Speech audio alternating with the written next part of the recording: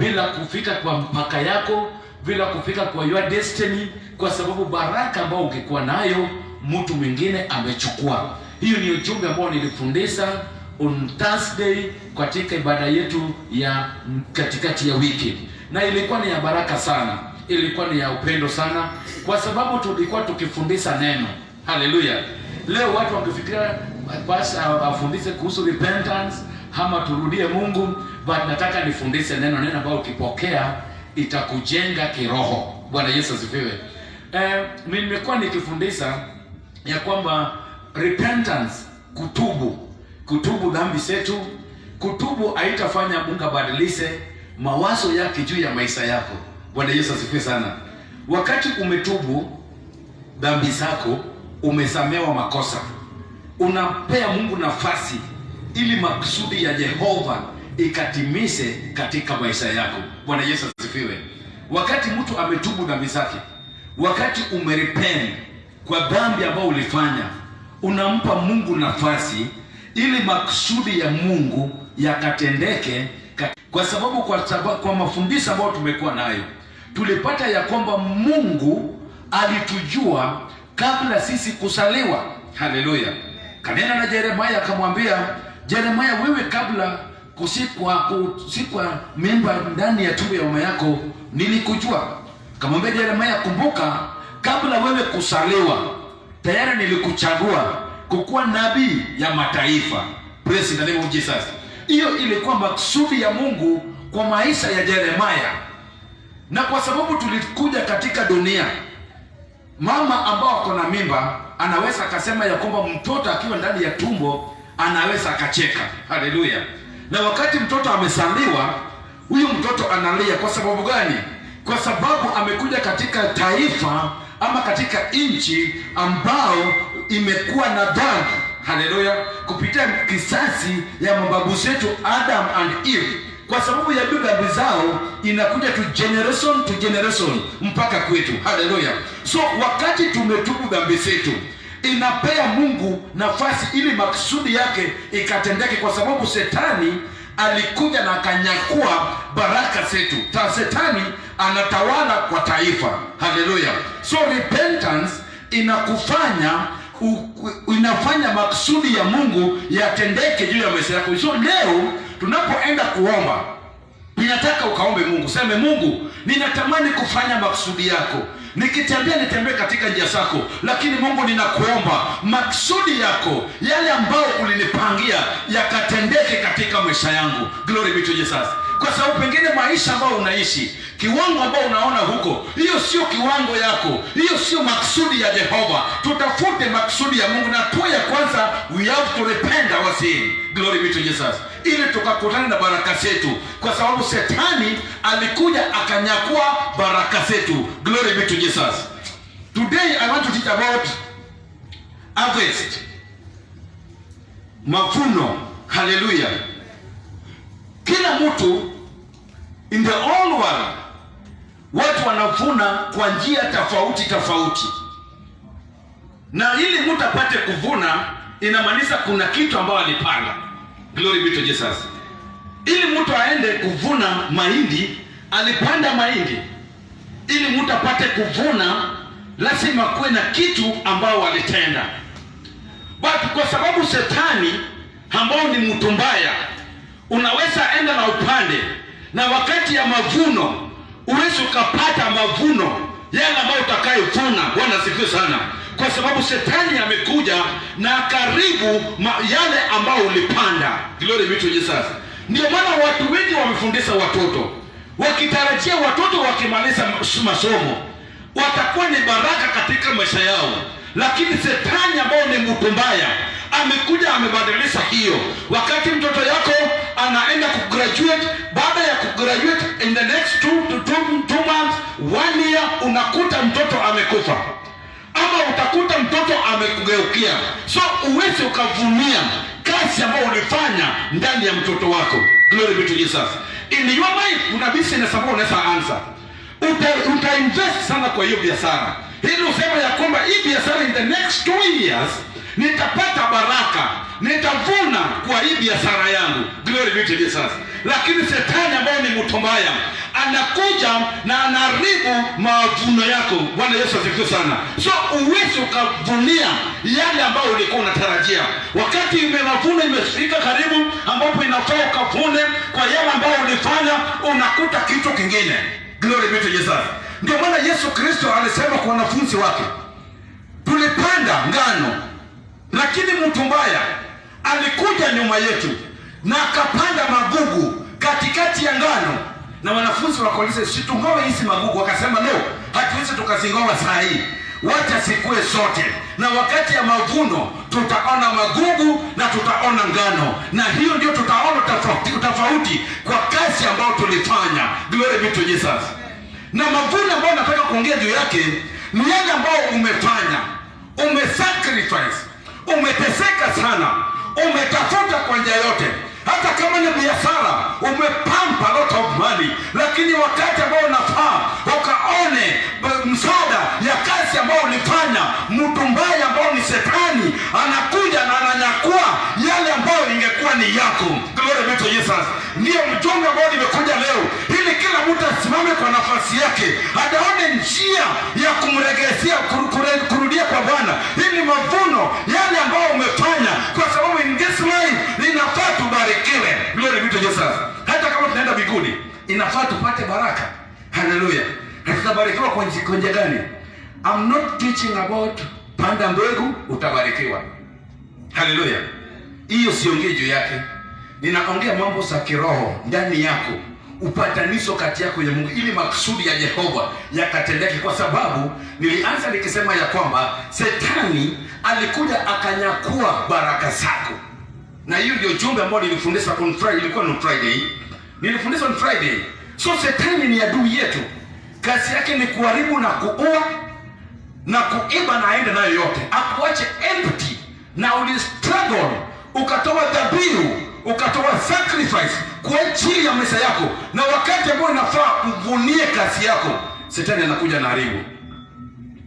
Ninataka tukasome katika kitabu cha Waamuzi 6 mstari wake wa 3. Hapo ndio nitasoma, lakini nataka nifahamishe kitu tu kidogo kabla sijasoma verse 3. Kisa wana wa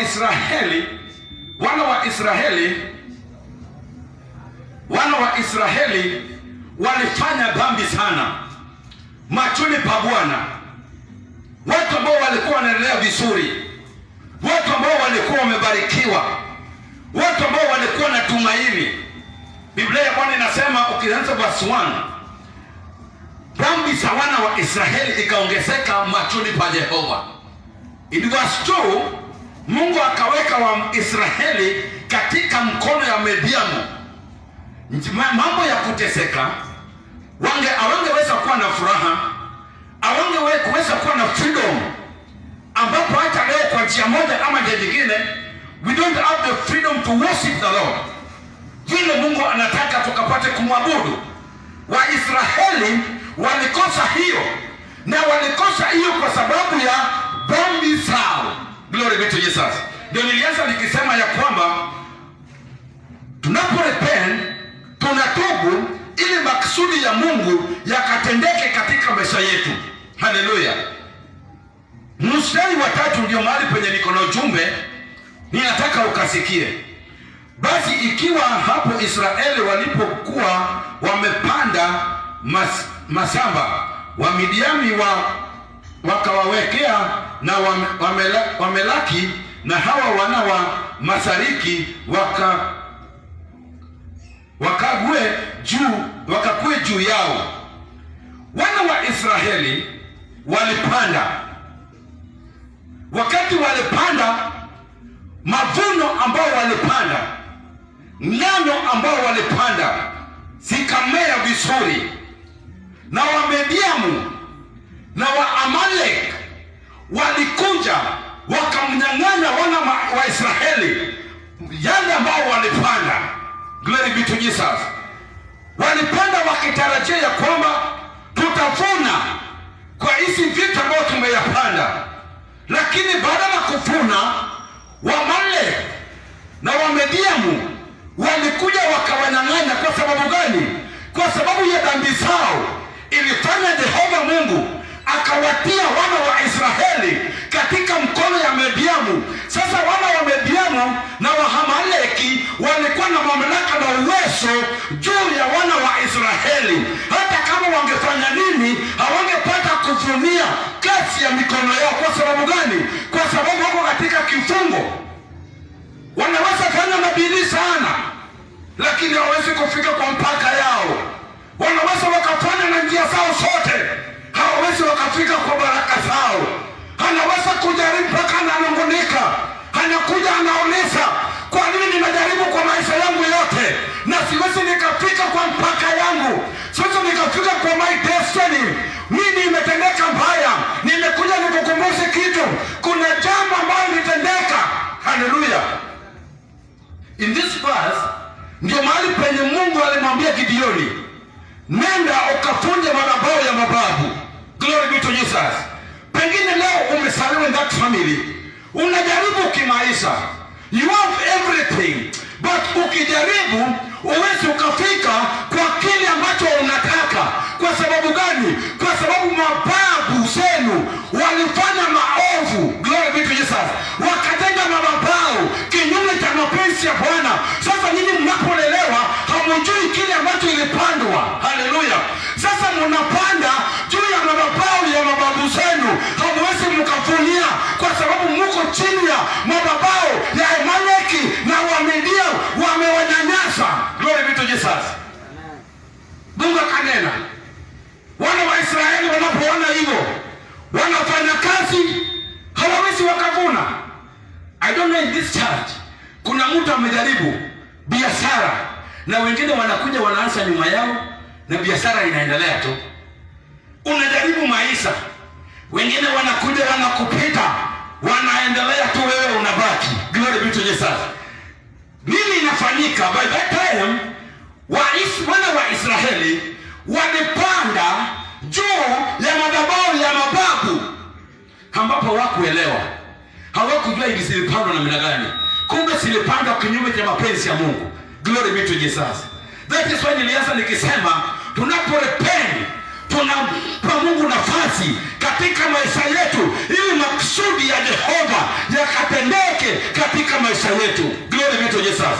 Ili makusudi ya Jehova Mungu itendeke kwetu, lazima tutubu dhambi zetu ili tukafunje madhabahu ya mababu zetu, tupate nafasi ya kumtukuza Bwana na kumwabudu Bwana tukiwa na freedom. Glory be to Jesus. Wana wa Israeli wakapanda. Biblia ya Bwana ikasema, baada ya kupanda, mstari wa 3 hiyo, basi ikiwa hapo Israeli walipokuwa wamepanda masamba, Wamidiamu na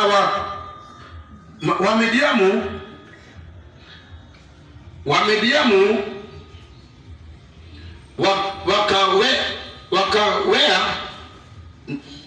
pamoja na Wamalekei na hawa wana wa mashariki wakakwea juu yao.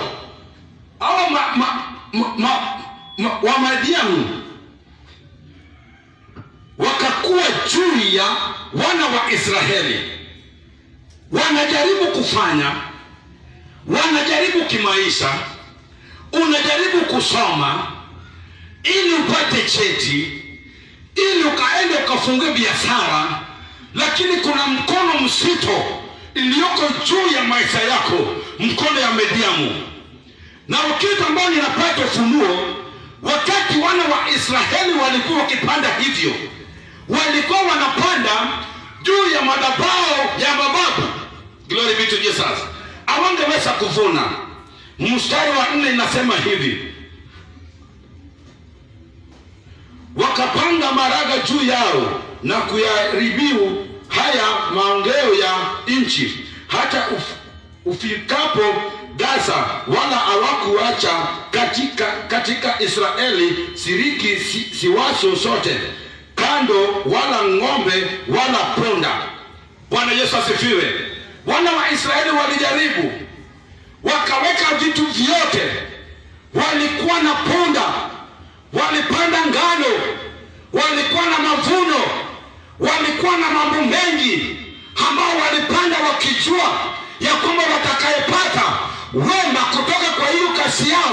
lakini Biblia inasema Wamediamu walikuja wakachukua yote, mpaka ngano na punda zao, walibaki empty, bila chochote kwa mkono yao.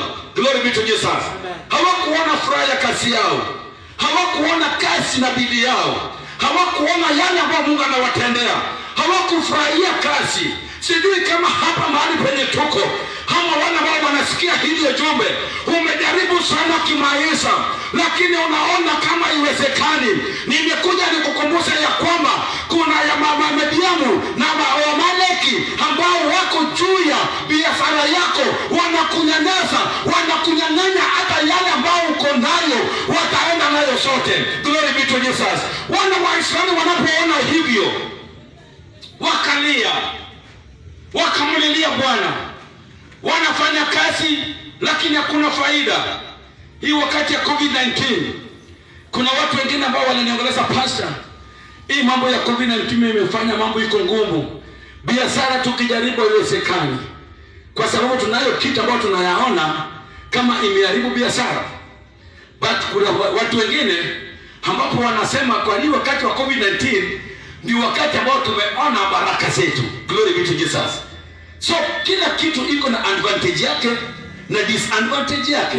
Glory be to Jesus. So wana wa Israeli walilia sana, but walikuwa wanalia kwa sababu walipanda juu ya madhabahu ya mababu. Glory be to Jesus. Ndio maana nilianza nikisema, tunapotubu tunampa Mungu nafasi ili makusudi ya Jehova Mungu yakatendeke katika maisha yetu. Bwana Yesu asifiwe. Kuna ujumbe ambao nilifundisha, kumheshimu Mungu na kumjua Mungu. Nikasema ya kwamba makusudi ya Jehova Mungu sio watu wetu wateseke, sio watu wa Mungu wahangaike, sio tuishi katika maisha ya chini sana, lakini makusudi ya Jehova inatuwasia mambo mema. In the book of Jeremiah 29 verse 11, Mungu anasema hivi, ninayo mpangilio mema juu ya maisha yenu. Jeremiah, kumbuka, nilikujua kabla wewe kuzaliwa, nikakuchagua kama nabii wa mataifa. Hata wewe ambao unasikia sauti yangu, wewe ambao tuko na wewe mahali hapa, nimekuja nikukumbusha ya kwamba kuna makusudi ya Jehova Mungu juu ya maisha yako, sio ile level ambao huko. Makusudi ya Jehova ikitimia, mambo yatabadilika. Glory be to Jesus. Na ili makusudi ya Bwana yakatimike, kuatimishe kwako, you have to repent. Lazima utubu. Hallelujah. Wana wa Israeli wanapoona kimaisha, wanajaribu, haiwezekani. Wanajaribu biashara hii, inaanguka. Wamejaribu kusomesha watoto, hakuna faida. Wamejaribu na masomo yao, wengine wamemaliza masomo, hakuna kazi. Wamekuja wakakaa, glory be to Jesus, wakasemezana, wakasema tumefanya nini? Wapi imeharibika? Bwana Yesu asifiwe. Mstari wa 5 inasema hivi, mstari wake wa 5 inasema hivi, kwa maana walikuwa na ng'ombe zao na hema zao, wakaja mfano wa nzige kwa wingi wao, na ngamia zao pia walikuwa hawana hesabu, nao waliingia katika hiyo nchi iliyo kuharibika. Haleluya. Wana wa Mediamu na Wamaleki walikuja na ngamia zao, walikuja na punda zao, walikuja na vitu vyao vyote, mahali ambapo wana wa Israeli waliweka hema zao, wakapanda, wakafanyia Mungu kazi, wakitarajia ya kwamba hapa ndipo Mungu atatubariki. Glory be to Jesus. Wakati waliona hivyo, Wamaleki na Wamidiamu wakakuja, wakakuwa na mkono yao juu ya wana wa Israeli. Ndio maana wakijaribu biashara hii haiwezi ikaendelea. Ndio maana wakijaribu kuinuka hivi, wananyanyaswa chini. Wakijaribu, maadui wao ambao ni Wamaleki pamoja na Wamidiamu wameweka mkono yao mzito juu ya maisha yao. Glory be to Jesus. Hawangeweza kupenya, hawangeweza kutoboa, hawangeweza kuendelea mbele, hawangeweza kuenda na maisha yao na mawazo yao na maarifa zao. Ikashindikana. Jason, COVID-19 imesindikana. Inapasa watumishi wakae pamoja, watafute njia ya kuenda mbele za Bwana, kwa sababu chochote ambacho imesindikana, glory be to Jesus, tunamwachia Jehova. Na tukimwachia Mungu, tuseme Mungu, kutoka leo take control over this. Jehova Mungu, Mungu wa Israeli, Mungu wa baraka, hatatazama umekwama kwa muda gani, hatatazama umehangaika kwa muda gani. Bora umemwachilia Bwana nafasi ndani ya maisha yako. Mwambie Jehova, mahali penye nimefika ninakuhitaji, ili Jehova ukajidhihirisha na kuonekania, ili mataifa wapate kujua ya kwamba wewe ni Mungu. Mungu ataingia. Glory be to Jesus. Mungu wetu atayaingia wakati umeachilia. Wana wa Israeli wakaona Wamalaki na Wamediamu wote wamekuja, wakakuja na hema zao na canines bonda zao, kuja na vitu vyao vyote, wakaweka mahali wana wa Israeli walipanda mbegu zao. Glory be to Jesus. Kama Yesu aliambia wanafunzi wake, tulipanda lakini mtu mbaya amekuja usiku akapanda magugu ndani ya ngano zetu. Mahali penye tumesapanda kwa hii muda yote, wapendwa, kuna mtu mmoja amekuja ambao ni mtu mbaya. Glory be to Jesus. Akapanda magugu, tukijaribu kuendelea mbele inaturudisha nyuma. But wana wa Israeli wakanifurahisha na kitu. Mstari wa 6. Wana wa Israeli wakanifurahisha. Israeli walitweza sana kwa sababu ya Wamidiani, nao wana wa Israeli wakamlilia Bwana. Glory be to Jesus. Wana wa Israeli baada ya kuona hiyo, wakaona mabaya, wakakasirika, wakaona mambo ambao Wamidiani na Wamalaki wanawafanyia, wakasema no, tunayo Mungu ambaye tuokoa. Haijalishi mavuno yetu imeharibika, lakini kuna mtu mmoja tukirudi kwake hatatukomboa. Biblia Bwana inasema wakamlilia Jehova Mungu. Glory be to Jesus. Wakati tuko katika changamoto, wakati mambo yetu haisi kuendelea vile inatupasa, vile nafasi endelea, Biblia Bwana inasema hiyo ndiyo wakati ambao inafaa tumwachie Jehova nafasi katika maisha yetu, ili makusudi ya Jehova yakatendeke. Glory be to Jesus. Maksudi ya Mungu juu ya wana wa Israeli haikuwa ili waanguke katika mkono ya Midian. But umesikia ya kwamba in the book of Judges, Waamuzi 6:1, dhambi za wana wa Israeli iliongezeka. Ndio Mungu akawacha nafasi kwa mahadui wao ili wakapate kukuwa na mamlaka juu yao. Glory be to Jesus. Si kama wewe kuona adui wako amekuja akakuwa na mamlaka juu ya maisha yako, hata kunyanyasa. Haleluya. Hata kunyanyasa. Wakati adui amekuwa na mamlaka juu ya maisha yako, hata kunyanyasa. Leo adui yetu ni COVID-19 in the nation of Kenya, anatunyanyasa. Glory be to Jesus. Lakini hata kama anatunyanyasa, viongozi na watu wakubwa katika taifa hawajamwachia Bwana, bado wanaona maarifa ambao wanatoa hatatoa hii COVID-19. Wacha niseme leo, tarehe 19, kama tutamwachia Jehova, Mungu atajiendeleza na hii COVID-19 itaisha katika jina la Yesu Kristo. Kwa sababu ile buku ya Isaiah chapter 55 mstari wake wa 7 na 8 Mungu anasema, mawazo yangu sio kama ya mwanadamu, akili zangu ziko mbali. Katika kitabu cha Wakorintho wa kwanza 1 aya yake ndogo 19 na 20, Mungu anasema, wapi wenye hekima, wapi wenye maarifa, nitaweka maarifa zao chini. Mimi Mungu asema hivyo, kwa sababu mahali ambapo maarifa zao zimefika, ndio mahali udhaifu wangu inayaanzia. Wakati unaona mambo umejaribu na haijawahi wezekana, ninataka nikukumbushe, achilia kwa Bwana, ukimlilia, ukisema, Jehova, kama kuna dhambi nilifanya, ninatubu, ukanisamehe, ili ukaingilie katika hii jambo ambalo ninaipitia, ili imenilemea. Kuna mambo ambapo unaweza ukapitia ambayo imeshinda akili yako. Unajaribu siku mzima usiwezi kulala. Ukikumbuka hilo jambo, hauna amani katika maisha. unaona maisha yako imefika mwisho kabisa, unaenda kuangamizwa. Glory be to Jesus. Nimekuja nikukumbushe hilo jambo mzito. Achia Bwana. Wana wa Israeli wakati waliona hivyo, Biblia Bwana inasema wakamlilia Jehova, wakamlilia Mungu. Haleluya, wakamlilia Mungu. In the book of Isaiah chapter number 5 verse 4. Utasoma hiyo maandiko kwa nafasi yako wewe mwenyewe, na utayaona yale ambayo Mungu amekupangia, kwa sababu yeye ni Mungu anayeishi juu mbinguni. Mungu wetu alikuwa na shamba lake la mzabibu. Alipenda shamba lake sana, aliweza angeweza kuitengeneza.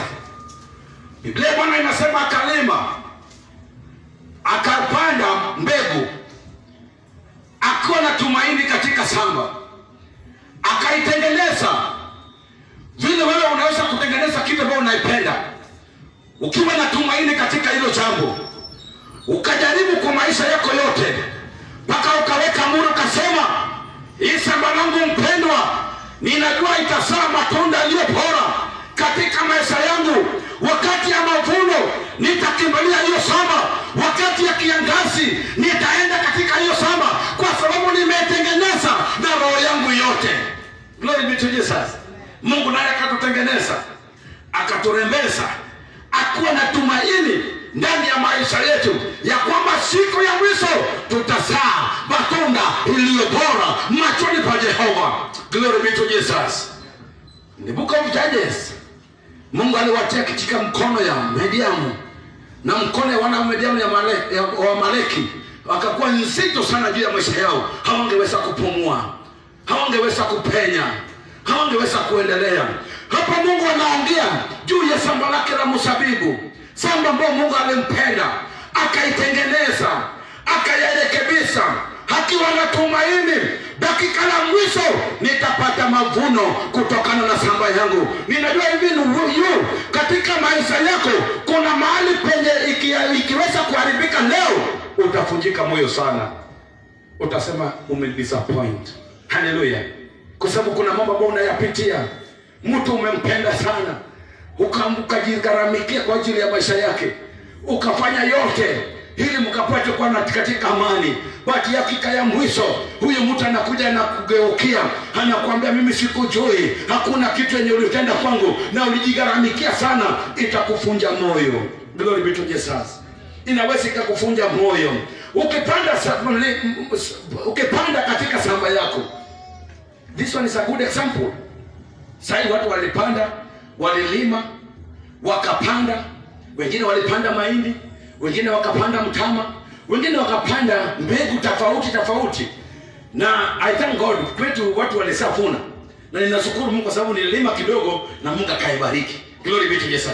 Nikafurahia kwa sababu kazi ya mkono yangu wakati ya kuvuna nikapata mavuno. Glory be to Jesus. But ni uchungu wakati umepanda, ukapandelia, ukafanya vyote ambavyo ungekupasa kufanya, na wakati ya mavuno unakuta matunda sio bora. Utafanya nini juu ya hiyo shamba lako? Lazima utasunika. Inafundisha nini? Kuvuna. You sacrifice a lot. Kwa pengine kwa njia moja ama nyingine. Glory be to Jesus. Umesacrifice a lot kwa ajili ya maisha yenu. Pengine maneno haikuwa na hela, lakini unafukuzwa shule, unarudi tunasema wacha nisome na siku moja nitakayekuwa kama nuru ya boma letu. Wakati ambao inafaa kuwa nuru, unakuta maisha yako kuna kitu imekatisa. Mavuno yako mtu amepokea akaenda nayo, ambao ni Shetani. Ni chungu sana. Umesacrifice kimaisha, umefanya vyote ambavyo inatakikana. Nilikuwa naleta mfano ya shamba. Umelima vile watu wamelima, ukapanda sunflower, ukapanda mahindi, ukapanda mtama. Wakati umeenda katika shamba lako, shamba yote ambayo imesingira shamba lako, kila mtu anavuna, kila mtu anavuna, kila mtu anavuna, lakini wewe wakati umefika katika shamba lako unakuta kama magugu ndio imemea katika shamba ambao ulitengeneza, ukaiweka tumaini lako katika hiyo shamba. What can you do? Lazima utavunjika moyo. Glory be to Jesus.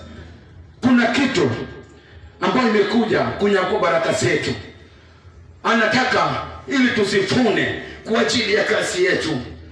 Hili ndio nimeona wamama wengine wanasema, nimebaki na nani, nimelia sana, hakuna kitu kizuri ambapo naweza nikapata, hakuna kitu iliyo bora ambapo ninaweza nikapata. Nani atakayenisaidia? Nani atakayenisaidia? But nimekuja mchana wa leo, glory be to Jesus, nimekuja nikwambie kuna tumaini kwake Jehova Mungu. Isaiah 5, ili tuende kuomba kwa sababu ya saa. Isaiah 5 mstari wake wa 4. Mungu ananena juu ya shamba lake mzabibu. Anasema, je, ni kazi gani iliyoweza kutendeka ndani ya shamba langu la mzabibu nisilolitenda?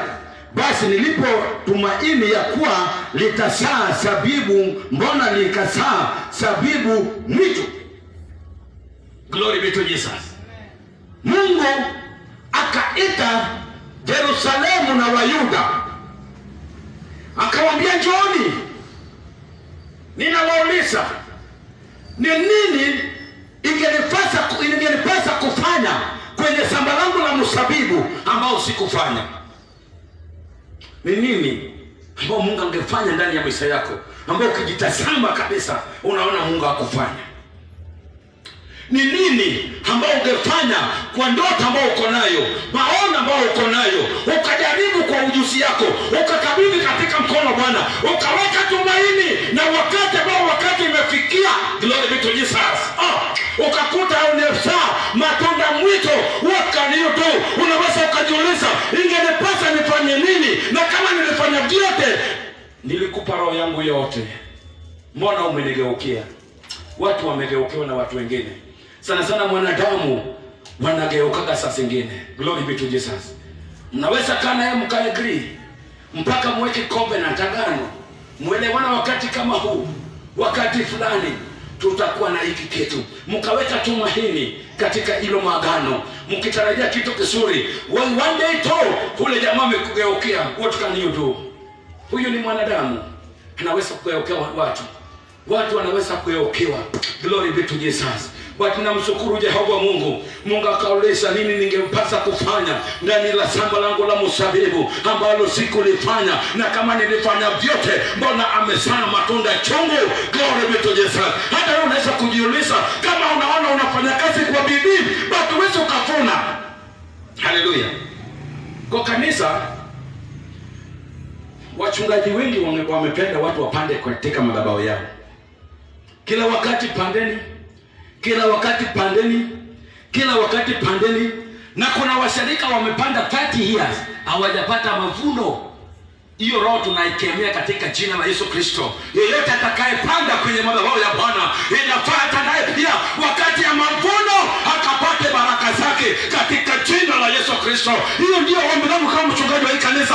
Yeyote atakayepanda kwenye madhabahu atakutana baraka yake katika jina la Yesu Kristo, kwa sababu Jehova Mungu ni mwaminifu katika meza yetu. Tunapojitolea kwa ajili ya kazi ya Mungu, mimi kama mchungaji, kila wakati nikipiga magoti chini, nitamwambia Jehova, kumbuka kazi ambao wamefanya kwenye madhabahu yako.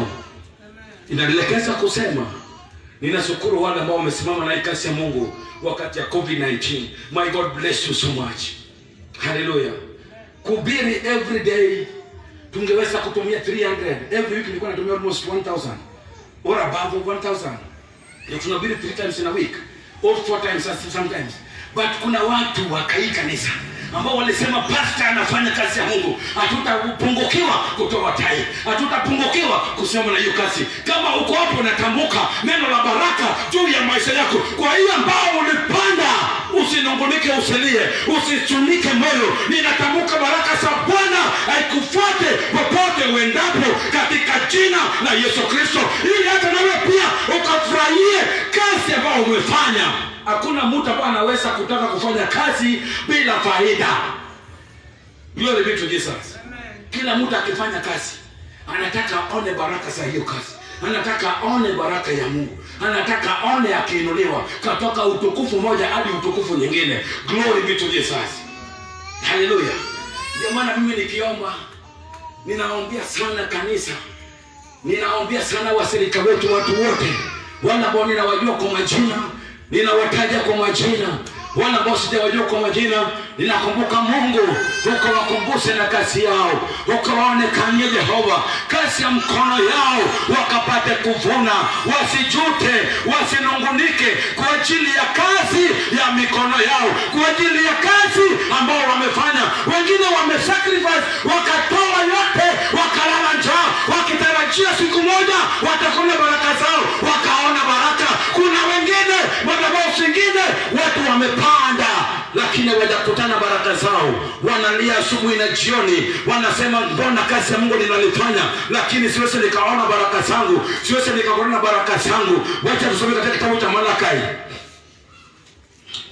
It's my prayer, kama ulisimama na hii kazi, hata kama haukusimama na kazi, lakini roho yako ulikuwa unalia, unasema Mungu, kama unaweza kunibariki, naweza simama na kazi yako. My God bless you kwa hiyo roho, kwa sababu Mungu haiangalii matoleo, anaangalia roho. Pengine kwa njia moja ama njia nyingine ulikuwa unaniombea. Glory be to Jesus. That one is a sacrifice. Hallelujah. Na kama ulikuwa unaniombea, my God bless you. Mungu wangu akubariki katika njia zote.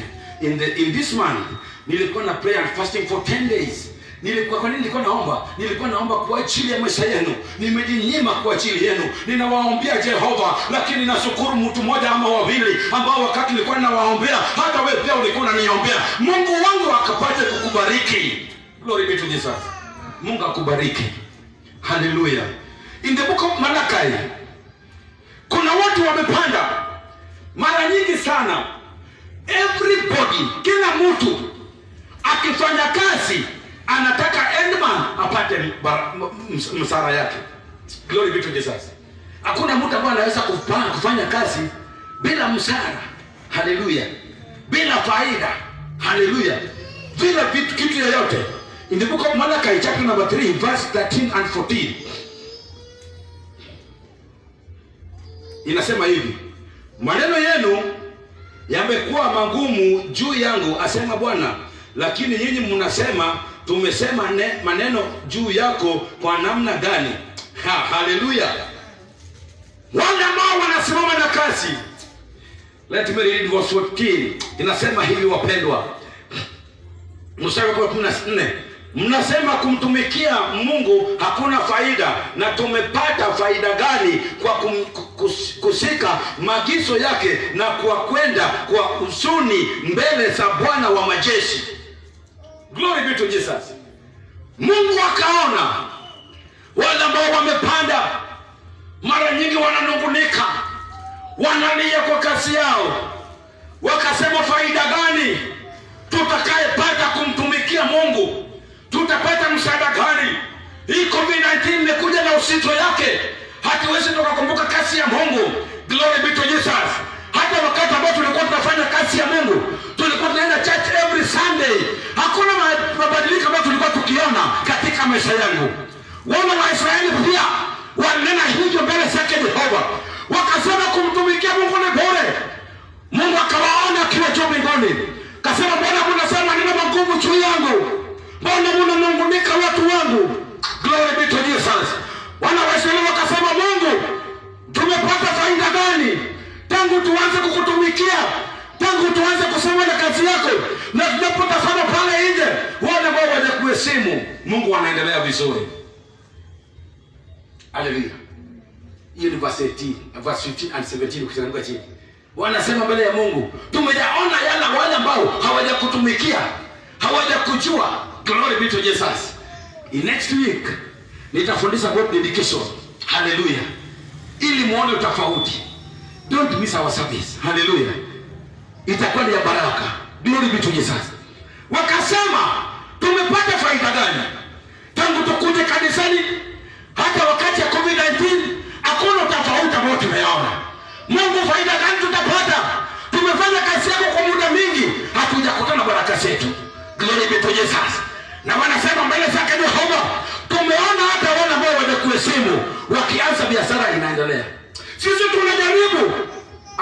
mavuno ambayo tunapata, hatuwezi tukainvest kwa kazi yetu. Na nilisema everybody anataka ya kwamba akifanya kazi apate baraka ya kazi yake. Kama umeajiriwa upate msara end month. Glory be to Jesus. Hakuna mtu mwenye anaweza kufanya kazi ya bure. But ninapokuja katika neno la Bwana, waliomcha Bwana, waliomheshimu Jehova wakanungunika. Glory be to Jesus. Wakati Mungu aliwasikia, akasema sikilizeni watoto wangu, hatua ya kwanza kwenu ninataka mkajue ya kwamba majina zenu zimeandikwa katika kitabu chema wa milele. Hiyo ni hatua ya kwanza. Oh, glory be to Jesus. Bora afadhali sipate baraka ya hapa, but jina langu ipatikane katika kitabu cha uzima wa milele, because that is our prayer.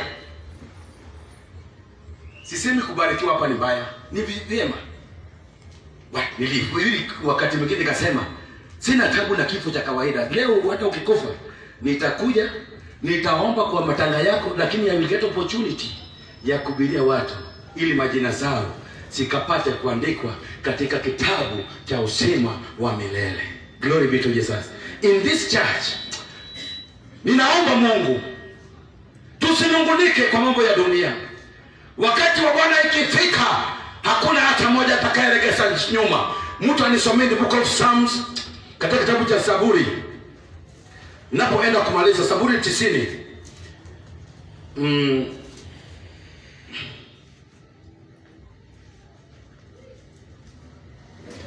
Hallelujah. Katika kitabu cha Psalms, katika kitabu cha Psalms, Zaburi 90. Mtu afungue tu Zaburi 90 hiyo, na utanisomea kwa neema ya Bwana. Mstari wa 17.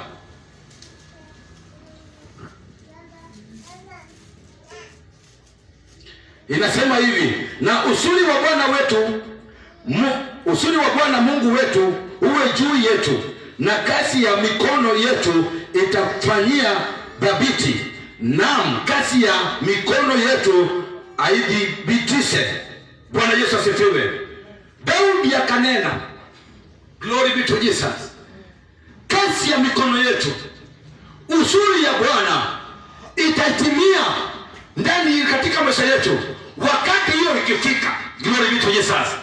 So tuache kunungunika, tuache kulala, tuache kusema hatujapata faida. Nimewaambia kwamba Mungu amesema mtaona majina zenu katika kitabu cha uzima mnapomtumaini Jehova, mtapomtumaini Mungu. Usinungunike mbele za Bwana, kwa sababu kazi ya mkono yenu wakati ya Bwana ikifika mtaona baraka za kazi yenu. Glory be to Jesus. Hallelujah. Because of time, ninataka tuombe. I will continue with this message in our second service from 4 to 5 in the evening. Kama uko na simu inaingia online, unaweza connect na Maximum Miracle Center Kisumu na utatupata. Nitaendelea na hiyo ujumbe kwa sababu ya saa. Ninaona nimepitisha na dakika 10. Glory be to Jesus. Ninataka tuombe Mungu.